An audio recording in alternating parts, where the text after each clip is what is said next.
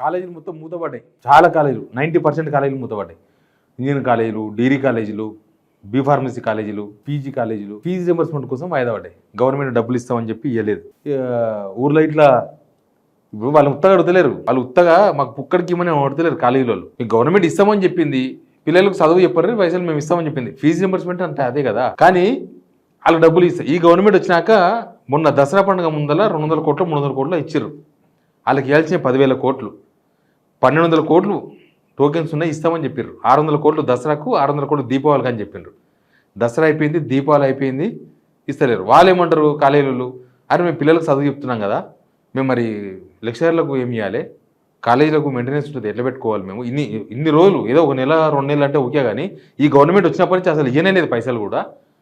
ఏదో కొంతమంది పెద్ద పెద్ద కాలేజీలకు మాత్రమే ఇచ్చుకున్నారు మీరు పైసలు, మాకు ఇస్తలేరు ఏందని మొత్తం మిడిల్ అండ్ చిన్న కాలేజీల అందరూ కూడా ప్రభుత్వానికి వారం రోజుల నుంచి వార్నింగ్ ఇస్తారు. అసలు ఎవ్వరు పట్టించుకుంటలేరు. బట్టే అయితే మొహం చాటేసిండు ఫైనాన్స్ మినిస్టర్, ఇంట్లోకి వెళ్ళి బయటకు వెళ్తలేడు. ఏమైందో ఇక రేవంత్ రెడ్డి, నేను పేదరికం నుంచి వచ్చిన, నాకు మొత్తం కోస్తే పేదరికం వస్తుందని చెప్పుకునేది ఆయన. జూబ్లీ హిల్స్ ప్యాలెస్ ఉండదు ఆయన. మరి పేద పిల్లల చదువు ఆగిపోతుంది, వాళ్ళ కాలేజీలు మూత పడితే ఇబ్బంది అవుతుంది, కలిసి పిలిచి అడగాలి కదా. పిలుచులేదు. ఆయన కూడా మొహం చాటేసిండు. ఇంకా మిగతా మినిస్టర్లు మాకేం సంబంధం అని వాళ్ళు కూడా మొహం చాటేసినారు. ఆఫీసర్లు అడిగితే మాకేం సంబంధం లేదు, వాళ్ళు చెప్తే చేద్దామని వాళ్ళు అంటున్నారు. చూద్దాం ఏమైందో. అసలు అన్ని దాదాపు 2,500 కాలేజీలు మూత. సెమిస్టర్ ఎగ్జామ్స్, తర్వాత ఇంటర్నల్ ఎగ్జామ్స్, ఇట్లాంటి ఏదో ఎగ్జామ్ నడుస్తూ ఉంటాయి కదా ఈ ఇంజనీరింగ్ కాలేజీలో, దానిలో దీనిలో. ఇప్పుడు అన్ని కాలేజీలు మూత. తెలుసుకునే ప్రయత్నం చేద్దాం. అంతకన్నా ముందు సబ్స్క్రైబ్ చేయండి, షేర్ కూడా చేయండి. చాలామంది పిల్లలు, మన పిల్లలే వాళ్ళంతా, చదువుకునే వాళ్ళు దగ్గర 25 లక్షల మంది అంటున్నారు. వాళ్ళందరికీ ఫీజు రింబర్స్మెంట్ రావాలి. ఇప్పుడు ఈ గవర్నమెంట్ వచ్చినాక ₹1 కూడా ఇవ్వలేదు. మన దసరా పండుగ ఇచ్చిన 200 కోట్లు 300 కోట్లు ఇచ్చారు, అదొక్కటే గవర్నమెంట్ కమిట్మెంట్. ఫీజు రింబర్స్మెంట్ స్కీమే అది కదా. మీరు ఒకవేళ ఫీజు రింబర్స్మెంట్ ఎత్తేయాలనుకుంటే ఎత్తేయండి, ఓపెన్గా చెప్పండి. వీళ్ళు ఎలక్షన్స్ ముందు ఇచ్చిన హామేమో ఇంకా ఫీజులు రింబర్స్మెంట్లు, ధర్నాలు, బంధులు ఉండవు ఇప్పటి నుంచి. మేము ఒక్కొక్క విద్యార్థికి జాయినింగ్ అప్పుడే, ఇట్లా అడ్మిషన్ తీసుకుంటున్నప్పుడే ₹5 లక్షల క్రెడిట్ కార్డు లాంటిది ఇస్తాం. క్రెడిట్ కార్డు లాంటిది అంటే ఒక కార్డు, ఒక ఏటీఎం కార్డు లాగా ఇస్తాం. ఇంకా మీరు కాలేజీ పోయినాక కాలేజీలో ఫీజు ఇలా పెట్టి కోసేస్తే కాలేజీ ఫీజు వెళ్ళిపోతుంది. ఇంకా అయిపోయా, ఇంకా మీకు ధర్నాలు చేసేది ఏం లేదు. నాకు ఒక ఇంజనీరింగ్ కాలేజీ చెప్తున్నాడు, తెలంగాణ ఉద్యమం తర్వాత అంత కలిసికట్టుగా అన్ని కాలేజీలు బంద్ పెట్టింది ఇప్పుడేనట. తెలంగాణ ఉద్యమంలో అప్పుడు తెలంగాణ బంద్ అంటే బంద్ పెట్టేవాళ్ళంట, మళ్ళీ ఇప్పుడు పెట్టినట బంద్. ఎందుకు పెట్టిరంటే ఇక గవర్నమెంట్ అసలు వినిపించుకుంటలేదు. అసలు చెవులు మూసుకుపోయినాయా, కళ్ళు మూసుకుపోయినాయా, కాకులు ఎత్తుకపోయినాయా, ఇంకేమైనా పిట్టలు జోరినాయా చెవులకు, ఏమైందో తెలియదు. కానీ అసలు పట్టింపే లేదు. అసలు వాళ్ళను డిస్కషన్ కూడా పిలిచింది లేదు. ఇప్పుడు వాళ్ళదేమైంది, కాలేజీలో లేదు, మూస్తారు, ఇవాళ మూస్తారు, వారం రోజులు మేము ఇచ్చిన దాకా తిరగమంటున్నారు. పిల్లలకు కదా సిలబస్ కావాలి, ఎగ్జామ్స్ పెట్టాలి. పొద్దుగాలు వేస్తే అసలు మేము విద్య కోసం, విద్యాశాఖ మంత్రి ఆయననే, మనకు కర్మ అయిపోయింది ఇది. విద్యాశాఖ మంత్రి ఆయననే అంటే విద్య గాలికొని, కాంట్రాక్టర్లకు మాత్రం పైసలు ఇవ్వాలి. కనీసం నిన్న మందు పైసలు వచ్చినాయి కదా, ఒక 3,000 కోట్లు వచ్చినాయి కదా, అవన్నీ వాళ్ళకి పిలిచి ఒక 300 కోట్లు 500 కోట్లు 600 కోట్లు ఎంతో అంత ఇప్పుడు ఇస్తాం, మళ్ళీ మాకు టైం ఇయ్యరని మాట్లాడ అసలు లేదు. ఏం చేసుకుంటారో చేసుకోపోండి అన్నట్టు వదిలేసిన వాళ్ళను, కాలేజీలను. ఇంకా వీళ్ళు రేపు జనాలను కూడా ఇట్టే వదిలేస్తారు. కాలేజీలో తప్పులు చేస్తే మీరు చర్యలు తీసుకోండి. విజిలెన్స్ ఆల్రెడీ విజిలెన్స్ పెట్టి చేపిస్తారు కదా, అవన్నీ చెయ్యండి. వాళ్ళు ఏమంటున్నారు కాలేజీలో, మీరు ఏమైనా చేసుకోండి, ఫస్ట్ మా పైసలు మాకేని అంటున్నారు. అది చెయ్యనికే చేస్తున్నారు ఆల్రెడీ కాలేజీలో. కానీ పైసలు ఎన్నిక దమ్ము సరిపోతలేదు, తడారిపోయింది.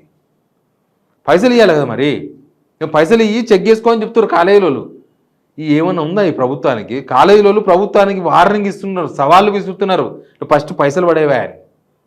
అంత మొండోళ్ళలాగా అయిపోయింది ప్రభుత్వం. మొండోడు ఇప్పుడు ఊర్లలో అప్పు ఉన్నాడు ఉంటాడు, దేనికో అప్పు చేసిండు.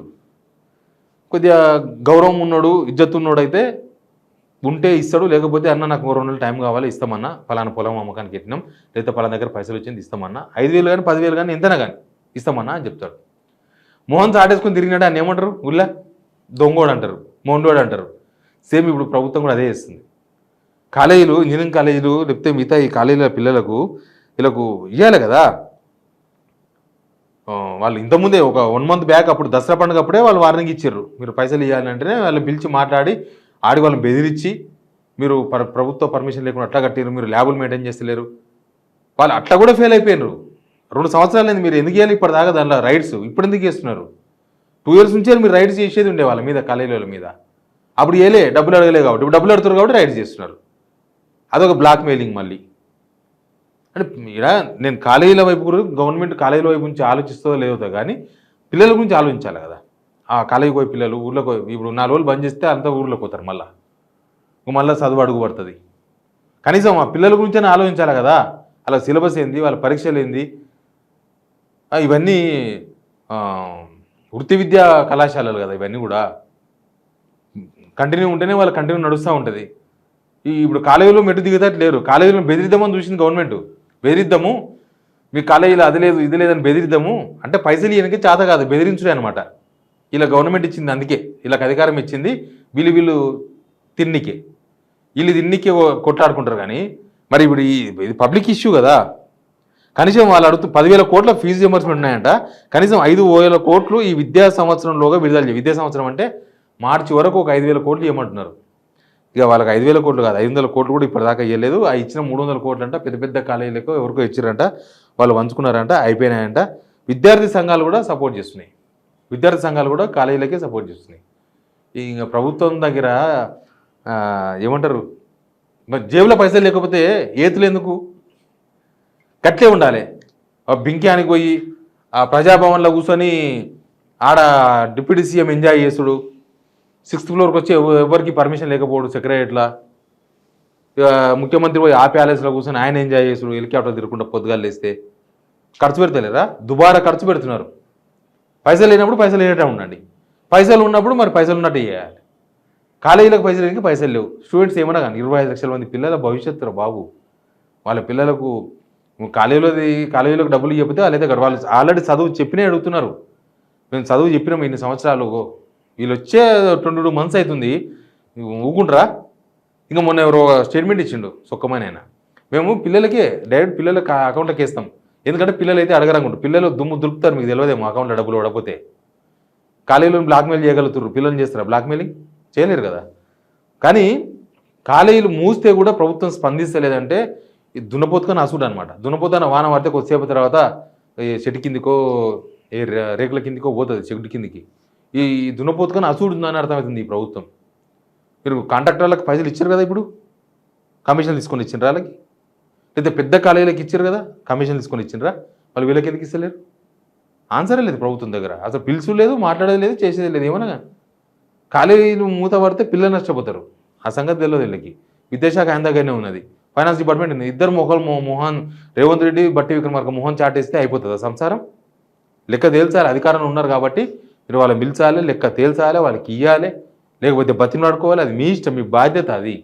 లేకపోతే మా ఇంట్లో మేము ఉంటాం, మీ ఇంట్లో మీరు ఉన్నట్టే ఉంటారు. వాళ్ళదే మేము కాలేజీ వాళ్ళది. ఇది చాలా దారుణమైన ఇష్యూ. పిల్లలకు ఎడ్యుకేషన్ ఇంపార్టెంట్. మీ గవర్నమెంట్ ఇవ్వాలంటే పూసిపోతుంది. కానీ విద్య అనేది నిరంతరం కదా.